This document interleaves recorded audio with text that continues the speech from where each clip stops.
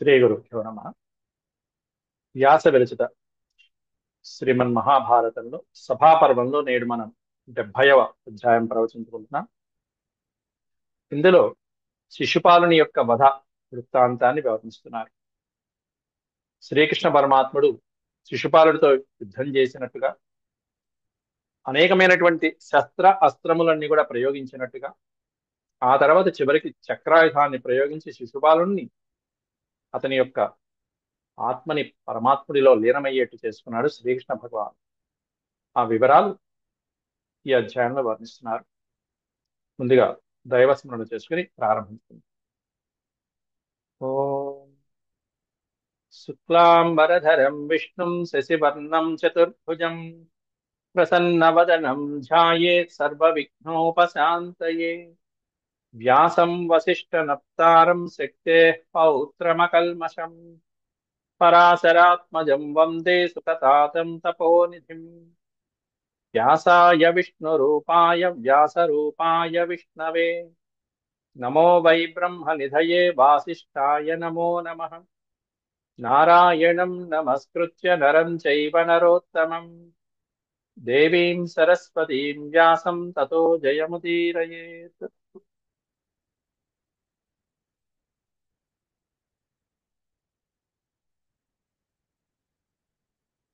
ఈ 70వ అధ్యాయంలో మనం ఇంతకు ముందు వారిద్దరు కూడా, కృష్ణ శిశుపాలులు ఇద్దరు కూడా అనేకమైనటువంటి ఆయుధాలతో యుద్ధం చేయడం అనేటువంటి మనం తెలుసుకున్నాం.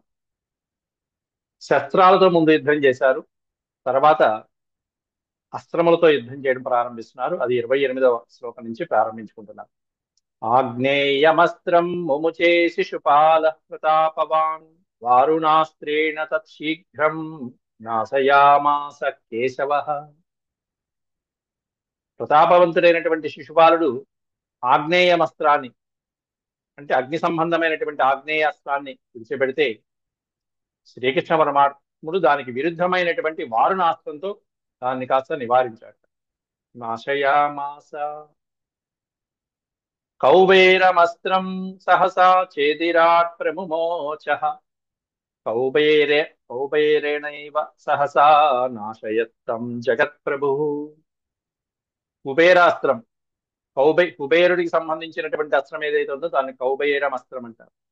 అటువంటి ఆ అస్త్రం చేదిరాట్ అయినటువంటి శిశుపాలుడు ప్రయోగిస్తే అదే అస్త్రంతో, అటువంటి పేరు కలిగినటువంటి అస్త్రంతోనే జగత్ప్రభు అయిన శ్రీకృష్ణుడు దాన్ని కాస్త నిగ్రహించేశాడు, శాంతింపజేశాడు, ప్రశమనం చేశాడు.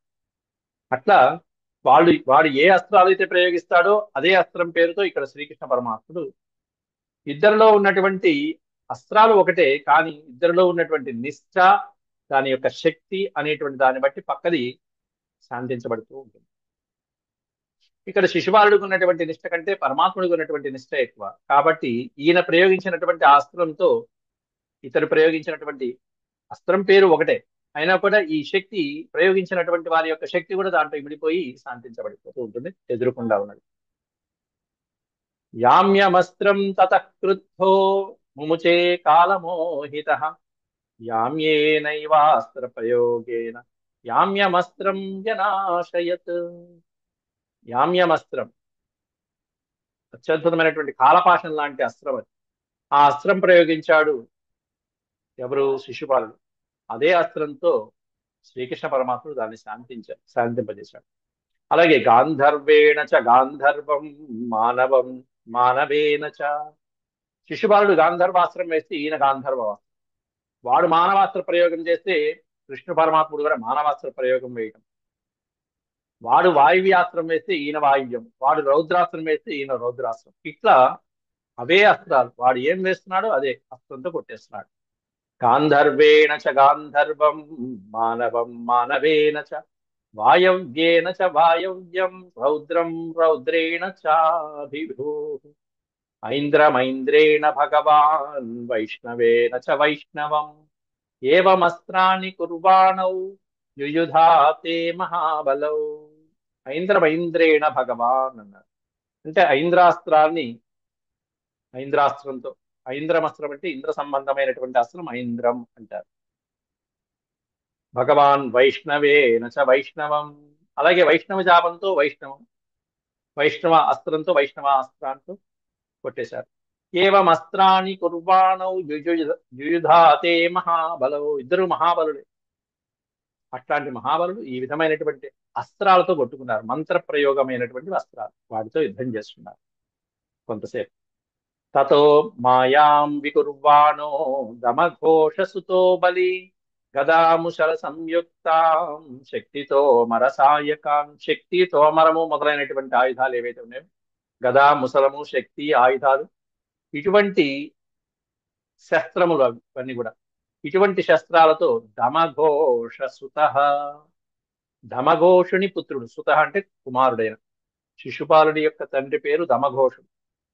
కాబట్టి ఈ దమఘోష సుతుడైనటువంటి శిశుపాలుడు మాయా విద్యలు ప్రదర్శిస్తూ కాసేపు కనిపించి కనిపించకుండా కూడా గదా యుద్ధంతోనూ ముసలంతోనూ, ముసలం అంటే నాగలి, బలరాముడి యొక్క ఆయుధం, గదా ముసల సంయుక్తాం శక్తితో మరసాయకాన్, వివిధ రకాలైనటువంటి ఆయుధాలు ఏవైతే ఉంటాయో ఆ ఆయుధాలను కూడా తీసుకుని పరమాత్మ మీదకి యుద్ధానికి వెళ్తున్నాడు. పరశ్వధము పరశ్వధము సందీశ్చ వవర్ష యుధి కేశవం, వాటన్నిటి మీద కూడా కేశవుడి మీదకి అవన్నీ కూడా ఒకదాని తర్వాత ఒకటి, ఒకదాని తర్వాత ఒకటి యుద్ధాల్లో సంహరించేటువంటి ఉద్దేశంతో శిశుపాలుడు వదిలిపెడుతున్నాడు. అవన్నీ కూడా శ్రీకృష్ణ పరమాత్ముడు ఆయన యొక్క శర పరంపరతో భిన్నం చేసి పారేశాడు. అమోఘాస్త్రేణ భగవాన్ నాశయామాస కేసిహ, వాటినన్నిటినీ కేసిహ అంటే కేసి అనేటువంటి రాక్షసుని సంహరించినటువంటి వాడు శ్రీకృష్ణ పరమాత్ముడు. ఆ శిశుపాలుడు ప్రయోగించినటువంటి అస్త్రాలన్నీ కూడా నాశనం చేసేశాడు సులభంగా.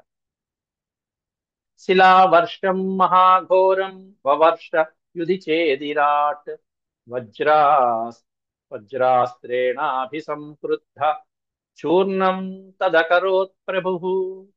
వజ్రాస్త్రేణ, వజ్రాస్త్రము మొదలైనటువంటి అస్త్రాలు, వీటి సాయంతో శిశుపాలుడు ప్రయోగించినటువంటి శిలావర్షాలు, శిలావర్షము అంటే రాళ్ల వర్షం, అమోఘమైనటువంటి రాళ్ల వర్షాన్ని అలా వర్షింపజేసేట్టుగా శిశుపాలుడు శ్రీకృష్ణ పరమాత్ముని మీద ప్రయోగిస్తే వస్తున్నవి శిలావర్షాలు, పెద్ద పెద్ద బండరాలు. అట్లాంటివి ప్రయోగిస్తే మాయాజాలంతో వాటినన్నిటి కూడా, పర్వతాలకి ఆయుధం ఏమిటంటే వజ్రాయుధం.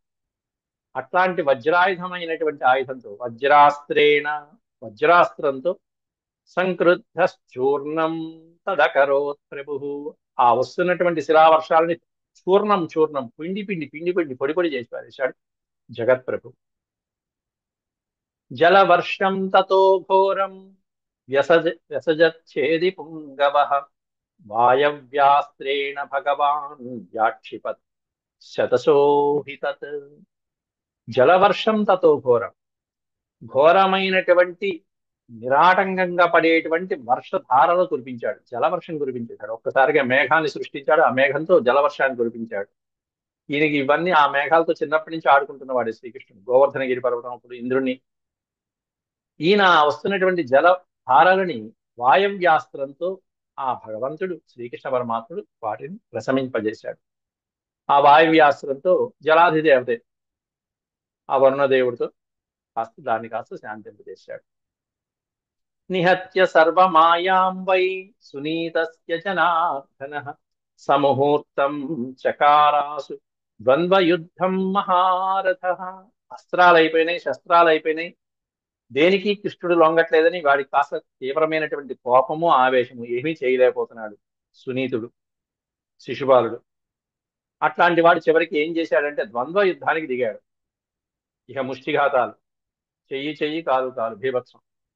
స బాణయుద్ధం కుర్వాణో భత్సయామాస చేదిరాట్ ధమఘోషసుతో దృష్టమువాచ యదు పుంగవం. భయంకరమైనటువంటి యుద్ధం చేస్తూ ఆ యుద్ధంలో ఇంతసేపు ఎదురు నిలిచినటువంటి కృష్ణుడితో అంటున్నాడు, దమఘోషసుతుడు అంటే దమఘోషుని పుత్రుడైన శిశుపాలుడు. అద్య కృష్ణం అకృష్ణం తు కుర్వంతు మమ సాయకాః, మమ సాయకాః, నా నా బలంతో, నా సాయకులతో, లేకపోతే నా బలంతో, నా బలగంతో ఈరోజు హే కృష్ణ నిన్ను అకృష్ణుని చేసి పారేస్తాను. కృష్ణుడు లేడు అనేటువంటి విధంగా ఇక భూమి మీద కృష్ణుడు ఉండడు అన్నట్టుగా చేసి పారేస్తా నిన్ను అంటూ శిశుపాలుడు ప్రగల్భాలు పలుకుతూ ఇత్యేవ ముక్త్వా దుష్టాత్మ శరవర్షం జనార్దనే, శరవర్షాన్ని కురిపించాడు జనార్దనుడి మీద, బాణముల యొక్క వర్షాన్ని. ముమోచ పురుష వ్యాఘ్రో ఘోరం వై చేది పుంగవ శరసం, ఇక్కడ రెండు సున్నాలు పడ్డాయి అక్కర్లేదు, శరసం కృత్తగా స్తత్రు త్రస్తు క్షణేన యదునందన. ఆ వస్తున్నటువంటి శర పరంపరల్ని ఒక్క క్షణకాలం పాటు యదునందనుడు ఒకసారి చూసి నిరీక్షగా చూసి ఆయన మీద తగులుతున్నటువంటి ఆ బాణాన్ని రుధిరం పరిశుస్రావమదం మత్త ఇవ ద్విప, ఆ బాణాలు గుచ్చుకుంటుంటే, ఆ బాణాలు గుచ్చుకుని శరీరం నుంచి ఆ నెత్తురు కారుతూ ఉంటే మత్త మదం ఇవ ద్విప, మదించినటువంటి మంచి మత్తుతో ఉన్నటువంటి మదమెక్కినటువంటి గజరాజులాగా ఉన్నట్ట శ్రీకృష్ణ పరమాత్మ. అట్లా నయంతా నరథో వాపి నచాశ్వా పర్వతోపమా, నయంతా రథో వాపి నచాశ్వా పర్వతోపమా దృశ్యంతే సరసంఛన్నా కేశవస్య మహాత్మనః కేశవం తదవస్థంతు దృష్ట్వా భూతాని చక్రుషు. దృశ్యంతే సర్వసంఛన్న, సమస్తమైనటువంటి వాడి బాణాలు ప్రయోగించాడు కేశవుడి మీద. ఆ ప్రయోగించినటువంటి వాటి వలన ఆ యొక్క శరీరంలో ఎక్కడైతే ఆ బాణాలు గుచ్చుకున్నాయో అక్కడి నుంచి రుధిరము నెత్తురు కారటము అవన్నీ చూసి కేశవుడి యొక్క ఆ అవస్థ చూసి సమస్తమైనటువంటి భూతాలు కూడా చక్రుషు శోభిల్లాయి. ఒక్కసారిగా చక్రుషు అంటే ఆక్రందన చేయటము, ఆక్రోశించడము, బాధపడటము. అది చూసి ఆ సన్నివేశం చూసి రథసారథి అయినటువంటి దారుకుడు అనేటువంటి వాడు శ్రీకృష్ణ పరమాత్మ యొక్క రథసారథి. ఆయన గుర్తు చేస్తున్నాడు, ఏమిటయ్యా నువ్వు ఇట్లా ఉంటావు, అసలైనటువంటి అస్త్రంతి దారుకస్తు తదా ప్రాహ కృష్ణం యాదవనందనం. రథసారథి గుర్తు చేస్తాడు ఎప్పుడు కూడా, రామాయణంలో కూడా అంటే రాముడికి రథసారథి గుర్తు చేస్తూ మాతలి, ఇంద్రుని యొక్క రథసారథి మాతలి, ఆ ఇంద్రుడు మాతల్నిచ్చి రథాన్నిచ్చి పంపిస్తాడు రాముడికి రథము రథసారథిగా నువ్వు వెళ్ళి సహాయం చేయండి. అక్కడ కూడా మాతలి గుర్తు చేస్తాడు, ఏమిటి రామా నువ్వేమిటి ఇట్లా కొడుతున్నావు, బ్రహ్మాస్త్రం తీ అంటాడు. ఇక్కడ కూడా అంతే, దారుకుడు చెప్తున్నాడు శ్రీకృష్ణుడితో, నేదృశో దృష్ట పూర్వో హి సంగ్రామో వైపురామయ. కృష్ణ నీతో ఎన్నో యుద్ధాలకి ఇట్లా రథసారథ్యం వహించాను నీకు తోడుగా వచ్చి, కానీ ఇంత భయంకరమైనటువంటి యుద్ధం నేను ఎప్పుడు చూడలేదయ్యా. అట్లా శిశుపాలుడు యుద్ధం చేస్తున్నాడు. నా ఈదృశో దృష్టపూర్వ అన్నాడు. ఈదృశ అంటే ఇటువంటిది నా దృష్టపూర్వ, ఇంత ఘోరమైన సంగ్రామం నేను ఎక్కడా చూడలేదయ్యా. స్థాతవ్యమితి తిష్టామి త్వత్ప్రభావేణ మాధవ, నీ ప్రభావం వల్ల నేను ఇంకా ఉన్నాను, ఇంకా రథంలో వాడు చేస్తున్నటువంటి యుద్ధానికి. ఇంకోడైతే పడిపోయేవాడు, నువ్వు దగ్గర ఉన్నావు కాబట్టి నేను ఇంకా జీవించి ఉన్నాను. అన్యథా నచ మే ప్రాణ ధరాయేయు జనార్దన, నీవు గనక ఈ రథంలో లేకుండా ఉంటేవే, అన్యులు ఎవరైనా ఉండుంటే నా ప్రాణాలు ఇవాడి గాల్లో కలిసిపోయాయి. ఈ భూమి మీద నా జీవాలు ఉండేవి కాదు, నా ప్రాణాలు ఉండేవి కాదు. అత సంచింత్య గోవింద క్షిప్రమస్య వధం కురు, అట్లాంటి యుద్ధం చేస్తున్నాడయ్యా శిశుపాలుడు. కాబట్టి ఇంకా వీడి మీద నువ్వు ఎందుకు జాలి చూపిస్తున్నావు, అసలైనటువంటి ఆయుధం తీ, ఇందుక సుదర్శనుడు ఉన్నాడుగా పక్కన, తీ అన్నాడు. అత సంచింత్య గోవింద క్షిప్రమస్య వధం కురు, క్షిప్రం అంటే వెంటనే వీడి వధం చేయడం, వీడిని నశింపజేయడం మంచిది. ఏవముక్తస్తు సూతేన, సూతుడు అంటే రథసారథి, తారకుడికి సూతుడు అని రథసారథి, ఆ ఉద్యోగాన్ని బట్టి పేరు.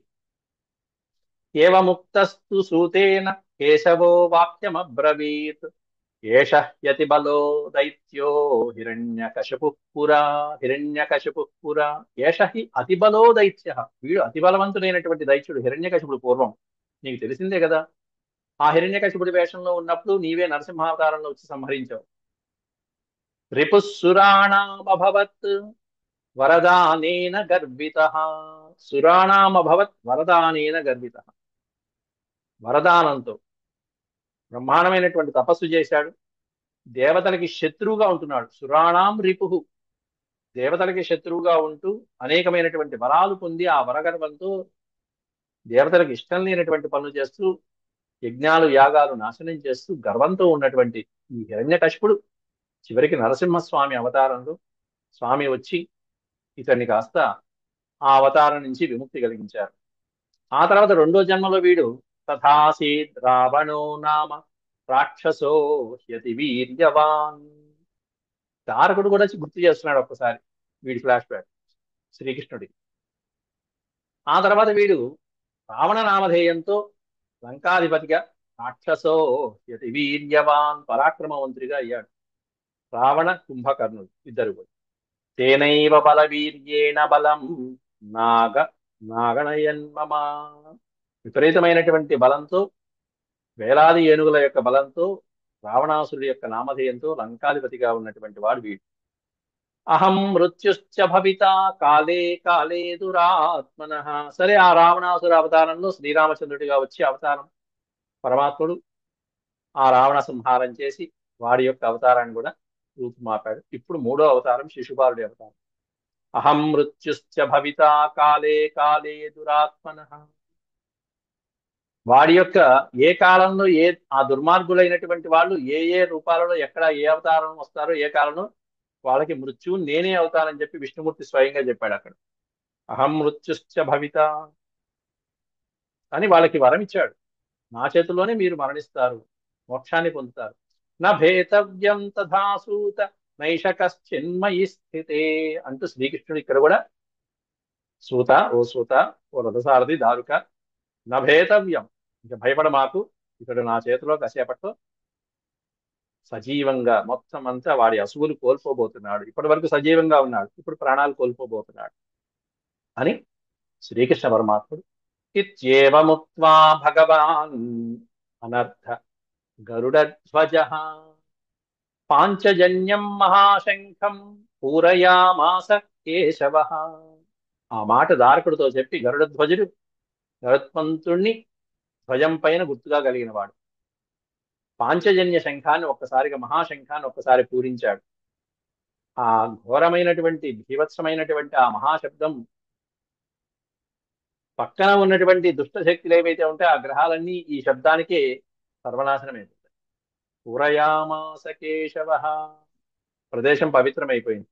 ఆ పవిత్ర ప్రదేశంలో ఇప్పుడు శిశుపాలుడు యొక్క ఆత్మ కృష్ణుడిలో లీనమైపోవాలి.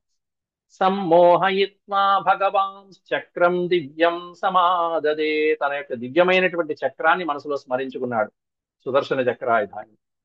ఆ చక్రాయుధంతో వెంటనే శిశుపాలుడి యొక్క శిరస్సుని ఖండిస్తున్నాడు. చిచ్ఛేదచ సునీధస్య శిరశ్చక్రేణ సంయుగే స పపాత మహాబాహుర్ వజ్రాహత ఇవాచలః తతశ్చేదిపతే దేహాత్ తేజోర్యం తదృశునృపాః. ఆ సునీధుడి యొక్క శిరస్సు కాస్త చక్రాయుధంతో ఒక్కసారిగా ఛేదించి పారేశాడు ఆ యుద్ధంలో. వెంటనే ఆ చక్రాయుధం యొక్క స్పర్శ కలిగి పరమాత్ముడి యొక్క అనుగ్రహంతో శిశుపాలుడి యొక్క శిరస్సు పపాత మహాబాహుర్ వజ్రాహత ఇవాచల. వజ్రము యొక్క దెబ్బకి కొండ ఏ విధంగా అయితే కింద పడిపోతుందో ఆ విధంగా ఆ సుదర్శన చక్రాయుధం దెబ్బతో పరమాత్ముని యొక్క అనుగ్రహంతో శిశుపాలుడు కాస్త పర్వతం పడిపోయినట్టు పడిపోయాడు. వెంటనే అందరు రాజులు చూస్తూ ఉండగానే శిశుపాలుడి యొక్క ఛేదిపతే దేహాత్, ఆ ఛేదిపతి యొక్క దేహం నుండి, శిశుపాలుడి యొక్క దేహం నుంచి ఒక దివ్యమైన తేజస్సు అలా బయటకు వచ్చి అందరూ చూస్తూ ఉండగా శ్రీకృష్ణ పరమాత్మలో లీనమైపోయింది. ఉత్పపంతం మహారాజ గగనాదివ భాస్కరం తతః కమలపత్రాక్షం కృష్ణం లోక నమస్కృతం స్వవందే తత్తదా తేజో వివేశ చ నరాధిప. వివేశ అంటే ప్రవేశించుట. ఆ తేజస్సు అనేటువంటిది అలా కృష్ణులో లీనమైపోయింది. ఎవరిలో? కమలపత్రాక్షం కృష్ణం లోక నమస్కృతం. సమస్తమైనటువంటి లోకంలో నమస్కరించబడేటువంటి పూజ్యుడు కమలపత్రాక్షుడైనటువంటి వాడు. కమలపత్రముల వంటి కళ్ళు కలిగినటువంటి ఆ శ్రీకృష్ణుడిలో వివేశ తత్తేజ, ఆ తేజస్సు అలా వచ్చి పరమాత్మలో లీనమైపోయింది. అలా వాడు పడిపోయాడు. పడిపోయిన వెంటనే ఆ తేజస్సు లేచింది. ఆ దివ్యమైన తేజస్సు, దివ్యమైనటువంటి పురుషులు, జయ విజయులు. వాళ్ళు 3 జన్మలు రాక్షసులుగా అసురులుగా. ఎందుకంటే వాళ్ళు చేసుకున్నటువంటి ఆ సేవకి, సేవా భాగ్యానికి ఉత్తమోత్తమైనటువంటి లోక ప్రాప్తి కలిగింది, మోక్ష ప్రాప్తి కలిగింది, భగవంతుల్లో లీనమయ్యేటువంటి స్థితి కలిగింది.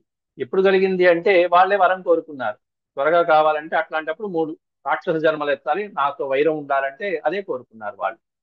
అదే ఇచ్చారు భగవంతుడు. ఆ వైరాన్ని ప్రసాదించి చివరికి ఆ వైరంలో కూడా భగవంతుడి పరమాత్మ చేతుల్లోనే మరణాన్ని పొంది లీనమైపోతున్నారు.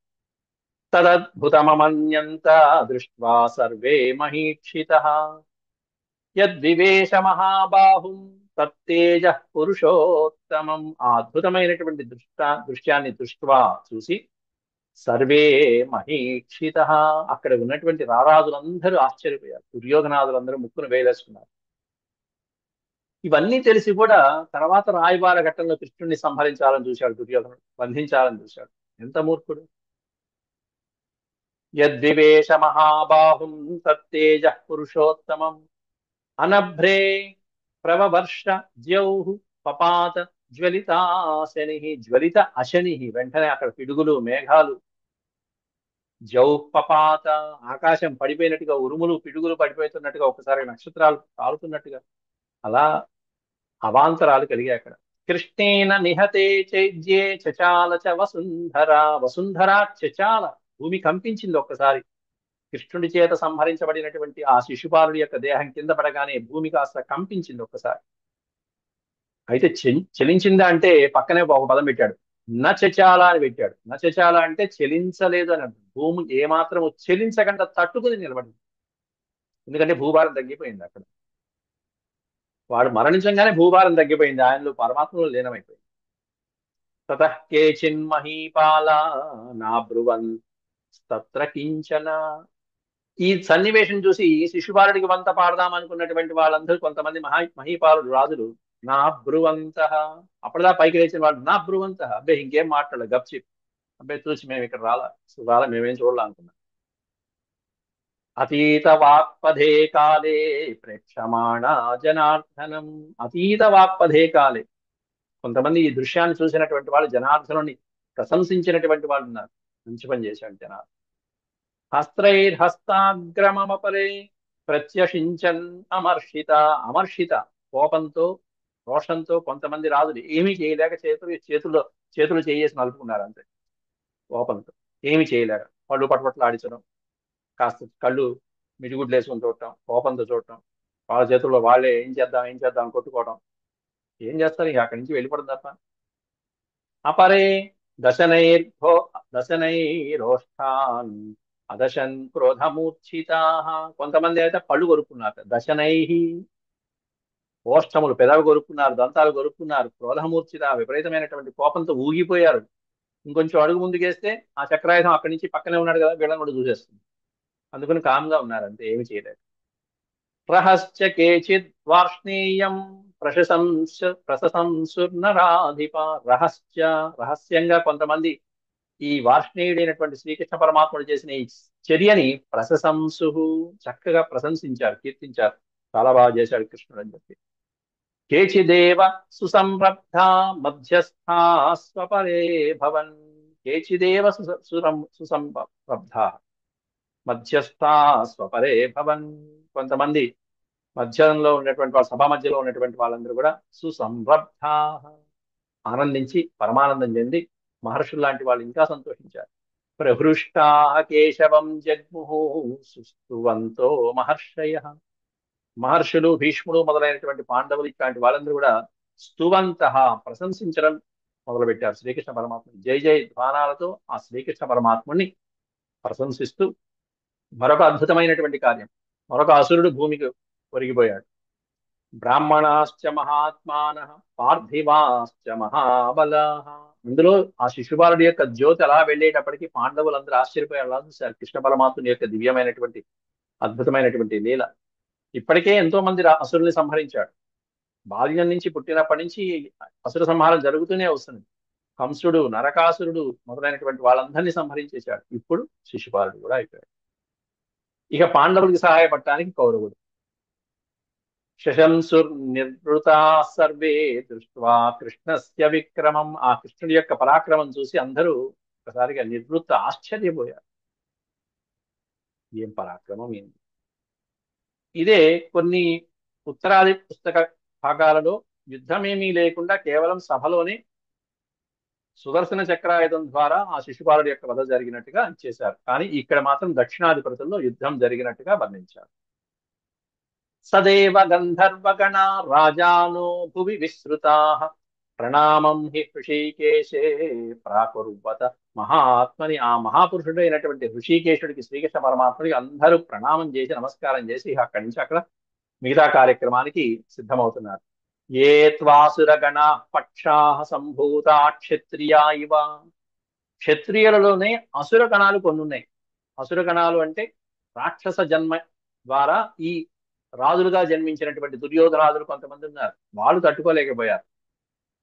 అసురగణ పక్షులు ఎవరైతే ఉన్నారో అంటే రాక్షస సంబంధమైనటువంటి అంశతో ఇక్కడ రాజులుగా ఉద్భవించినటువంటి వాడు, వాళ్ళందరూ కూడా కృష్ణుని నిందించారు. తే నిందంతి హృషీకేశం దురాత్మానో గతాయుష.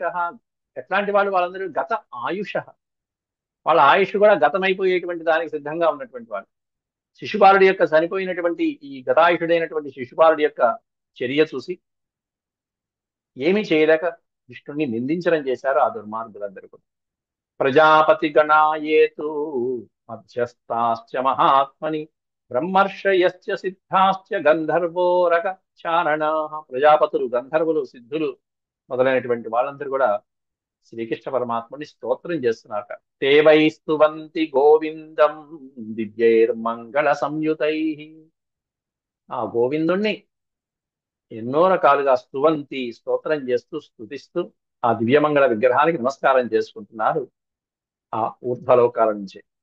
పరస్పరం చ నృత్యంతి గీతేన వివిధేన చ. శిశుపాలుడి యొక్క మరణం సంభవించేటప్పటికి వాళ్ళకి ఆనందం కలిగింది. ఇక ఆకాశంలోని నృత్యాలు, గీతాలు, వాయిద్యాలు, షోడశోపచారాలు కృష్ణుడికి. ఉపతిష్టంతి గోవిందం ప్రీతియుక్త మహాత్మని ప్రహృష్టా కేశవం జగ్ముః స్తువంతో సంస్తువంతో మహర్షయః. గోవిందుడి ప్రీతి కలిగించడం కోసం అని చెప్పేసి, ఆ మహాత్మునికి సంతోషాన్ని కలిగించడం కోసం అని చెప్పేసి వాళ్ళందరూ నృత్య గీత వాయిద్యాలతో ఆనందంగా ఆ శ్రీకృష్ణ పరమాత్ముడిని మహర్షులతో పాటుగా, ఆయా మహర్షులు వేదమంత్రాలతో, వీళ్ళేమో చక్కటి కీర్తనలతో పరమాత్ముని సేవిస్తూ ఉన్నారు. బ్రాహ్మణాశ్చాపి సంప్రీతాః పాండవాశ్చ మహాబలాః పాండవస్త్వబ్రవీత్ భూతాన్ సత్కారేణ మహీపతిం. కూర్చోబెట్టి చక్కటి సత్కారం చేశారు పాండవులు.